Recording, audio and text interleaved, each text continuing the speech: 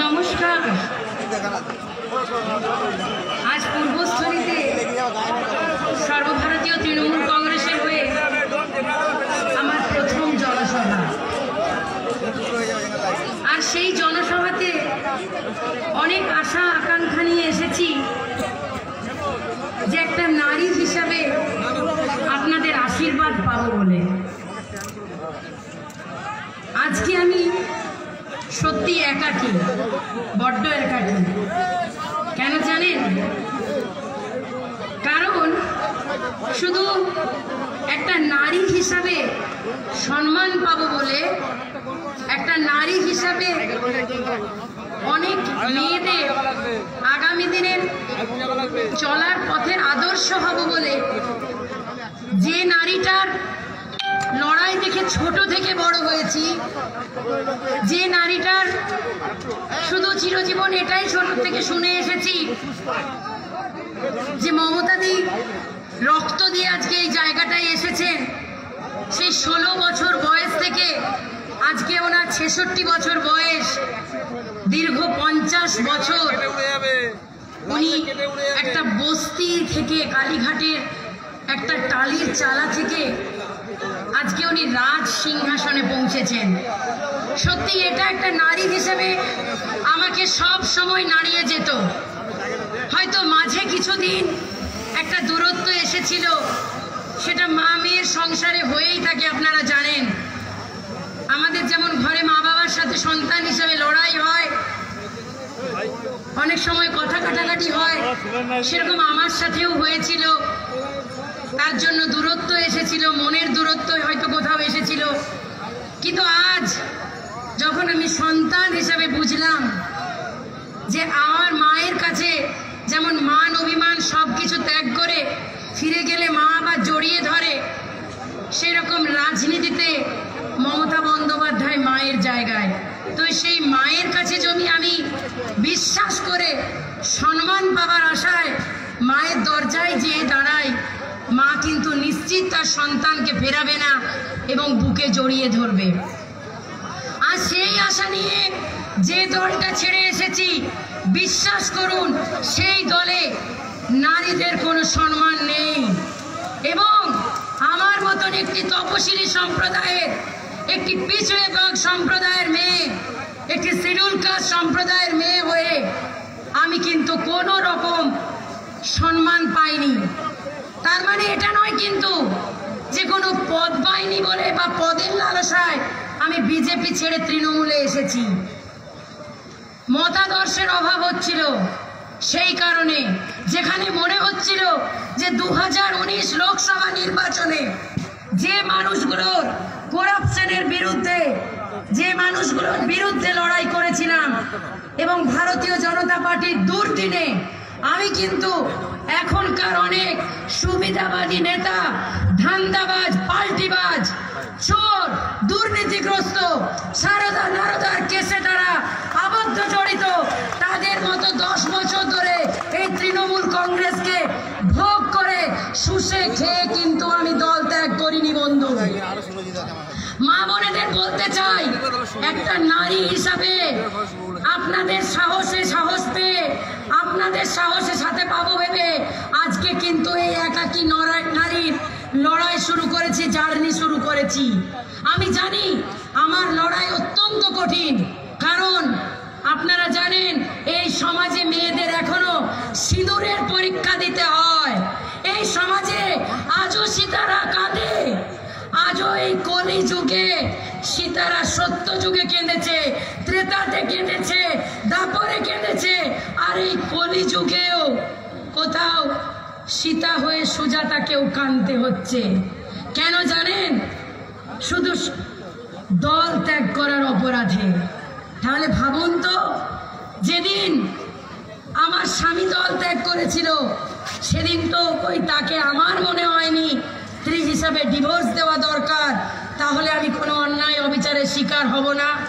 সেদিন কিন্তু আমি বুক চিতিয়ে মুখে রক্ত উঠিয়ে, আপনারা জানেন আমার পায়ে সেপটিক হয়ে গেছিল, আমি উইথাউট সিকিউরিটি জঙ্গলমহলের মতন একটা সন্ত্রাস প্রবণ এরিয়ায় আমি কিন্তু একাকী লড়াই করেছিলাম এবং ভারতীয় জনতা পার্টিকে একজন সাংসদ উপহার দিয়েছিলাম। তাহলে বন্ধু, আজ আমি আমার মা বোনেদের কাছে জানতে চাই যে আজ যখন আমার মনে হলো যে আমার একটু নিঃশ্বাস নেওয়া দরকার, একটা নারীর পাশে নারীর লড়াই থাকা দরকার, সেই সময় দল ত্যাগ করার জন্য আজও সীতাকে অগ্নি পরীক্ষা দিয়ে ডিভোর্সের সম্মুখীন হতে হলো। তাহলে কি বন্ধু আমি ভুল ছিলাম না? যে দলটায় জয় শ্রীরামের কথা বলে, দেখুন তারা কালচারেও কিন্তু সেটাই বিশ্বাস করে। আজকে রামচন্দ্রের জন্য যে সীতা মাইয়াকে দীর্ঘ 14 বছর বনবাসে যেতে হয়েছিল, সন্তানদেরকে সুখও দিতে পারেনি যারা রাজপুত্র ছিল, আর আজকে এই সীতাকেও দাঁড়িয়ে অগ্নি পরীক্ষা দিতে হয় শুধু দল ত্যাগের কারণে, তাকে ডিভোর্সের সম্মুখীন হতে হয়। তাহলে ভাবুন, কই আমার দলের, আমার প্রাক্তন দলের নেতারা, তাদের তো কোনো মনে হলো না? এমনকি ভারতীয় জনতা পার্টির রাজ্য বিজেপির নেত্রীদেরও মনে হলো না যে এই মেয়েটার পাশে দাঁড়ানো দরকার। তাহলে ভাবুন, ওই দলটাতে মহিলাদের নিরাপত্তা সুনিশ্চিত নয়, তাই নিরাপত্তার সাথে একটা নারীর আঁচলের তলাতেই আসা দরকার। কারণ মমতা বন্দ্যোপাধ্যায় আমাদেরকে বিগত 10 বছর ধরে সেই সুরক্ষাটাই দিয়েছে। আর আজকে ভাবুন, ভারতবর্ষের একমাত্র মহিলা মুখ্যমন্ত্রী মমতা বন্দ্যোপাধ্যায়, আর তাকে সরানোর জন্য গোটা দেখুন, গোটা বিজেপির পুরো পুরুষ সমাজ কিন্তু একত্রিত হয়ে যাচ্ছে। তার মানে কি আমি একটাই কথা জানতে চাই মা বোনেদের কাছে, যে মেয়েদের কি সম্মান পাবার অধিকার নেই? মেয়েদের কি লড়াই করে মর্যাদা পাবার অধিকার নেই? মেয়েদের কি মুখ্যমন্ত্রী হবার অধিকার নেই? মেয়েদের কি মুখ্যমন্ত্রী থাকার অধিকার নেই? আজকে সেই জন্য আজকে ভেবে দেখুন, যে মানুষটা সারাটা জীবন ত্যাগ করে গেলেন, সংগ্রাম করে গেলেন এবং নিজের জীবনটা প্রতি মুহূর্তে মৃত্যুর সামনে ঝুঁকি করে গেলেন। আপনারা জানেন 93 সালে তাকে সিপিএম প্রাণে মেরে ফেলতে চেয়েছিল, আর আজ সেই মমতা বন্দ্যোপাধ্যায়ের হাত ধরার জন্য আজকে আমার সংসার ভেঙে গেল। তাহলে এটা কি ধরনের দ্বিচারিতা? এবং সবচেয়ে বড় কথা, একটাই কথা বলতে চাই, আজকে ভাবুন, এই পরশুদিনকে আমি যেদিন জয়েন করলাম, সেই দিনকে এই মাটিতে এসে একজন জননেতা, মেদিনীপুরের নাকি হৃদয় হরণকারী নেতা, তিনি 10 বছর ধরে এমএলএ, এমপি, মিনিস্ট্রি, চেয়ারম্যান থেকে শুরু করে তৃণমূলের যুব সভাপতিত্ব থেকে শুরু করে সমস্ত কিছু ভোগ করার পর, এবং লজ্জার সাথে বলি তার পরিবার এখনো পর্যন্ত ভোগ করছে, তবু নাকি তিনি বঞ্চনার শিকার। আর এই মেয়েটাকে দেখুন, আমি কিন্তু বিজেপি দুর্দিনে বিজেপি করেছি, যখন মাত্র 2টো সাংসদ ছিল, যখন বিজেপির সুদিন ছিল না, সেই দিন বুকচি দিয়ে বিজেপি করেছি। আর আজও যখন বিজেপি ছেড়ে তৃণমূলে এসেছি, কোনো কিছু সুযোগ সুবিধা ভোগ করে আসিনি, খালি হাতে এসেছি। এবং সব থেকে বড় কথা, আপনাদের জন্য, বাংলা মায়ের জন্য, মমতা মায়ের সাথে লড়বো বলে নিজের সংসার থেকে শুরু করে সব কিছু দাওতে লাগিয়ে দিয়েছি। শুধু মনে করেছি একটাই কথা, যে বাংলা মায়ের জন্য লড়াই মমতাই করতে পারে, আর মমতার সঙ্গী হতে পারে সুজাতা। সেই জন্য আজকে পূর্বস্থলীর মাটিতে আমার জীবনের তৃণমূল কংগ্রেসের হয়ে প্রথম জনসভা, জায়গায় আমি আপনাদের আশীর্বাদ নিতে এসেছি। এবং সব থেকে বড় কথা, আপনারা পাশে থাকবেন এই মেয়েটার, যেমনভাবে আমার মাননীয় নেত্রীর পাশে থেকেছেন, আগামী দিনেও আপনারা তার পাশে থাকবেন। কারণ বাঙালি বাঙালির যন্ত্রণা বোঝে, কোনো অবাঙালি বোঝে না, বুঝতে পারে না, বুঝতে পারে না। তাই দেখুন, এখনো পর্যন্ত বাংলায় বিজেপি কোনো নেতা নেত্রী তৈরি করতে পারলো না, ভাড়া দিতে হচ্ছে। আর যে অধিকারী বাবু কিছুদিন আগে বঞ্চনার অধিকারে নাকি উনি বঞ্চনার শিকার, জানি না আর কি কি পেরে উনি মান পেতেন, অবশ্য উনি মান পেয়েছেন। তাই জন্য সিংহাসনের পাশে একটি প্লাস্টিকের চেয়ারে তার দিকে জুতো করে বসে থাকাটা অবশ্য সম্মান, কিন্তু মমতা বন্দ্যোপাধ্যায় তাকে সম্মান দেয়নি। লজ্জার কথা। দেখুন, আজকে পরিবারতন্ত্র নাকি বিজেপি মানে না। একটু কয়েকটা উদাহরণ দিই। আপনারা খাতা পেন এনেছেন? না এনে থাকলেও মনের খাতায় গেঁথে রাখুন। কৈলাস বিজয় বর্গীয় মহাশয়, রাষ্ট্রীয় সংগঠন মহামন্ত্রী, তার ছেলে আকাশ বিজয় বর্গীয় এমএলএ। মুকুল রায়, কেন্দ্রীয় সহ সভাপতি, তার ছেলে শুভ্রাংশু রায় এমএলএ। অর্জুন সিং, ব্যারাকপুরের এমপি, তার ছেলে একই ইলেকশনে পবন সিং এমএলএ, সুনীল সিং চেয়ারম্যান থেকে শুরু করে গোটা পদটা, মানে একটা বাড়ি থেকে 4টে পদ। আচ্ছা, আরেকটা উদাহরণ দিই। প্রতিরক্ষা মন্ত্রী রাজনাথ সিং, তার ছেলে পঙ্কজ সিং এমএলএ। বিজেপি নাকি পরিবারতন্ত্র মানে না।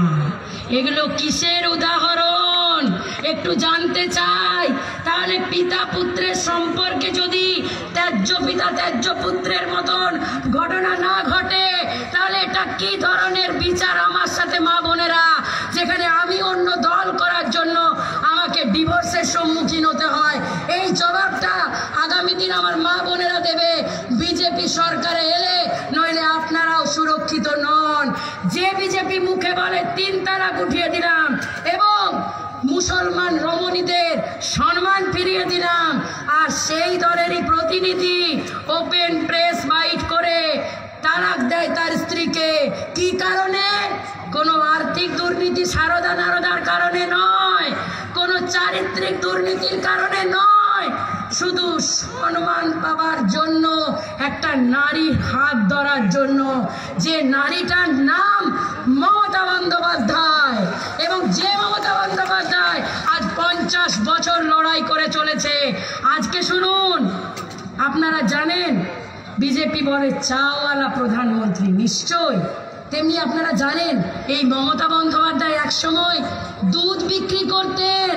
ভাবুন কতটা সংগ্রাম জীবনে। তাহলে তো আমরাও বলতে পারি যে একজন দুধওয়ালি মুখ্যমন্ত্রী। সেটাও তো আমাদের কাছে সম্মানের যে আমরা কোনো করোড়পতি ঘর থেকে মুখ্যমন্ত্রী পাইনি, আমরা হত দরিদ্র পরিবার থেকে মুখ্যমন্ত্রী পেয়েছি। তাই কে বলতে পারে এখানে এতজনের মধ্যে আগামী দিন আপনারা কেউ মুখ্যমন্ত্রী হবেন না? সবচেয়ে বড় কথা, একটা কথা বলি, আজকে ভাবুন এত কিছু সুযোগ সুবিধা তার পরিবারের লোকেরা ভোগ করেও বঞ্চনার শিকার। আমি জানি যে বিজেপিতে 6 জন এখনো পর্যন্ত মুখ্যমন্ত্রী তালিকায় আছেন এবং 13 জন উপমুখ্যমন্ত্রী তালিকায়। আগামী দিন 13টা 30 হবে, কারণ আরও তৃণমূল থেকে লোক আসবে। তারা এখনো পর্যন্ত অনেকে দু নৌকায় পা দিয়ে চলছে, কিছুদিনের মধ্যে হয়তো তারা অনেকে বেনো জল বেরিয়ে যাবে, আমাদের দলটা গঙ্গা জল হয়ে যাবে। আর যত পচা আলু বেরোয় তত দলটা শুদ্ধ হবে, কারণ একটা পচা আলু বাকি ঝুড়িটা সব আলুগুলোকে পচিয়ে দেয়। তাই পচা আলুরা যত বেরিয়ে যাবে আমার দল তৃণমূল কংগ্রেস তত শুদ্ধ গঙ্গা জল হবে। আমি অনুরোধ করব যে শুভেন্দু অধিকারী মহাশয়, আপনি অনেক বড় নেতা, আমি বয়সে আপনার অর্ধেক, কিন্তু আমি আপনাকে চ্যালেঞ্জ জানাচ্ছি এই পূর্বস্থলীর মাটি থেকে, আমার দল এবং দলনেত্রী এবং আমার যুব নেতা অভিষেক বন্দ্যোপাধ্যায়ের যদি অনুমতি পায় পশ্চিমবঙ্গে 244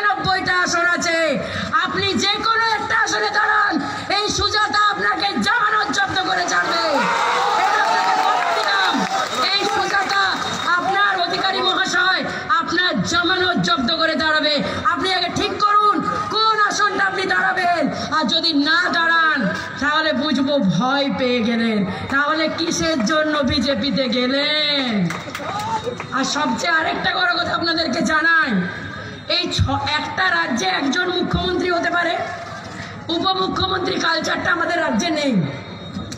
তাহলে আমি ধরলাম আগামী দিন উপমুখ্যমন্ত্রী পদটা যদি আসেও সেটাতেও একজন বসতে পারে। তাহলে এই 6 জনের মধ্যে মারপিট শেষে কে যেতে আমাদের দেখার, আর 13 জনের মধ্যে কে যেতে সেটাও দেখার। এবং আপনারা জেনে রাখুন, এই 6 জনের সংখ্যাটা কিন্তু মুখ্যমন্ত্রী তালিকায় আরো বাড়ছে, আগামী মার্চ মাস পর্যন্ত আরো বাড়বে। আর এই 13টাও কিন্তু 30 হবে, মানে উপমুখ্যমন্ত্রীর সংখ্যাটাও বাড়বে। এবার ভাবুন, একটা রাজ্যে একটা মুখ্যমন্ত্রী পোস্ট, এত বড় একটা সর্বভারতীয় দল, তারা এখনো পর্যন্ত মমতার এগেনস্টে মুখ খুঁজে পাচ্ছে না। আমি জানতে চাই, যেমন লোকসভায় আপনারা বলেছিলেন মোদি ভার্সেস হু, আজ আমি জানতে চাইছি আমার দলের তরফে বিধানসভায় মমতা ভার্সেস হু।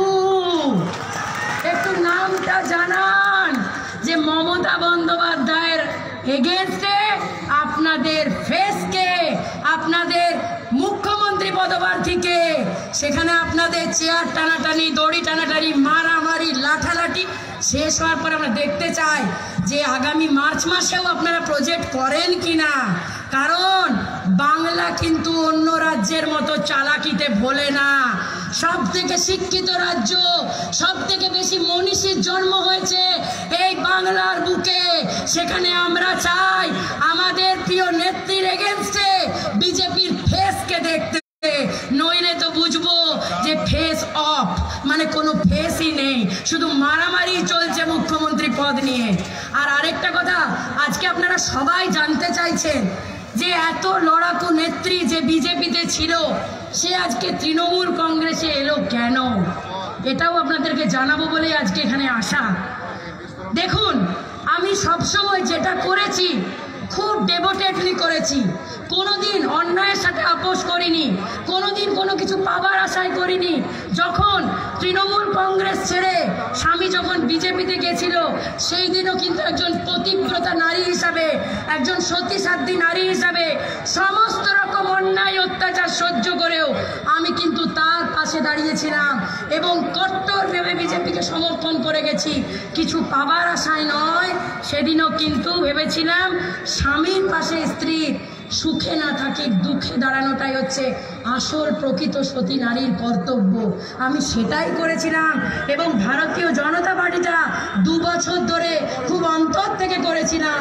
আর আজকে দেখুন, সেই দলে যখন বুঝলাম নারীদের সম্মান নেই, তপশিলি রমণীদের ওঠার অধিকার নেই, একটা নারীর পিছনে গোটা দল সারা ভারতবর্ষের লোক পড়ে যাচ্ছে মাননীয় মমতা বন্দ্যোপাধ্যায়ের পেছনে, তাহলে সেই দলে আমার মতো সাধারণ নারীদের কোথায় সম্মান থাকতে পারে? আজকে যখন তৃণমূল করতে এসছি, সেই সময়ও কিন্তু খুব ডিভোটেডলি এসছি এবং আপনাদের কাছে এই মঞ্চে কথা দিয়ে যাচ্ছি, তৃতীয়বারের জন্য সর্বভারতীয় তৃণমূল কংগ্রেসকে পশ্চিমবঙ্গের মসনদে বসাবো এবং আমার প্রিয় নেত্রী মমতা বন্দ্যোপাধ্যায়কে তৃতীয়বারের জন্য মুখ্যমন্ত্রী করার জন্য এই সুজাতার শেষ রক্তবিন্দু প্রস্তুত থাকবে, এই কথা বলতে চাই। আর আরেকটা কথা না বললে আপনাদের মনের দ্বিধাদ্বন্দ্ব মিটবে না, যে কেন সুজাতা দি বিজেপি ছেড়ে তৃণমূলে। যে মানুষগুলোর বিরুদ্ধে লড়াই করেছিলাম, মানুষের মন জয় করেছিলাম, দিল জিতে নিয়েছিলাম, আজকে সেই মানুষগুলো যখন নাকি আমার দলের এই সময় দুঃসময় তৃণমূলে, আর বিজেপির নাকি খুব সুসময়, পাঁচিলে বসে থাকা সেই সব ধান্দাবাজ, স্বার্থপর, পাল্টিবাজ, লোভী, লালচি, গ্রিডি, সারদা, নারদা, রোজভ্যালি কাণ্ডে জড়িত সেই সব নেতারা আজকে দল বদলে আজকে বিজেপির সুসময়ে ঝাঁপ মারতে পারে। আজকে সেই মানুষগুলো যখন বিজেপিতে থাকে, তাহলে আমি ভেবে দেখলাম এটা তো তৃণমূলের বি টিম হতে চলেছে, তো বি টিম কেন করব? দুলাল চন্দ্র বড়ের জাল বিচরি আসল নকশা দেখে নিন, তাহলে আমি তৃণমূলের এই টিমটাই কেন করব না, তৃণমূলের আসল দলটা করব, যে দলটা সুপ্রিমো মমতা বন্দ্যোপাধ্যায় এবং যুব নেতা অভিষেক বন্দ্যোপাধ্যায়, তাহলে সেই আসল দলটা, সেই এ টিমটা করব বলে বিজেপি নামক বি টিমটা করব না, যারা ধান্দাবাজ নাকি তারা করাপ্টেড, সেই সব চোর নেতারা যে দলে চলে গেছে, জানি না কোন সাবানের জাদু বলে, আজকে চোর হয়ে যায় সাধু। মানে কি বলুন তো, বিজেপিতে গেলেই তৃণমূলে যারা নাকি চোর ছিল তারা নাকি সাধু মহারাজ হয়ে যাচ্ছে। তা আমি সেই সাবানের খোঁজ এখনো পাইনি, 2 বছর দলে থাকার পরেও পাইনি। যদি পাই আগামী দিন জানাবো যে কোন সাবান বলে আর কোন জাদু বলে যে চোর, যে নাকি তৃণমূলে চোর সে নাকি বিজেপিতে গেলে সাধু। তো সেই সাধুদের সাথে, সেই ভেকধারী সাধুদের সাথে থাকতে পারিনি। বন্ধু, আমি কি তৃণমূলে এসে অপরাধ করেছি? আপনারা সুজাতাকে ভালোবাসা দেবেন তো? আমি নিরাপদ তো? আমি একা নই তো? আপনারা সাথে থাকবেন তো? বাস, শুধু আপনাদের সাথ চাই। কিভাবে মমতা বন্দ্যোপাধ্যায়কে তৃতীয়বারের জন্য মুখ্যমন্ত্রী বানানো যায়, তার জন্য এই সুজাতার শেষ রক্তবিন্দু প্রস্তুত থাকবে। বিজেপিকে ক্ষমতায় আসতে দেব না, দেব না, দেব না। এবং একটা কথা বলে রাখি, 2021 বিজেপি তুমি ফুস। নমস্কার, সকলে ভালো থাকবেন, সুজাতার সাথে থাকবেন, মমতা বন্দ্যোপাধ্যায়ের সাথে থাকবেন, খুব সাবধানে সবাই বাড়ি যাবেন। আর বাংলার মা মমতার হাতেই সুরক্ষিত থাকবে, কোনো অবাঙালির হাতে নয়। এইটা মাথায় রেখেই 21-এর ব্যালটে হোক, ইভিএমে হোক, সর্বভারতীয় তৃণমূল কংগ্রেসের যে প্রতীক ঘাসফুল, সেই ঘাসফুলের বাটন দাবাবেন। কোনো বড় ফুল আমাদের চাই না, আমরা ছোট ফুলেই খুশি, আর সেই ছোট ফুলটা ঘাসফুল। নমস্কার। এবার আমি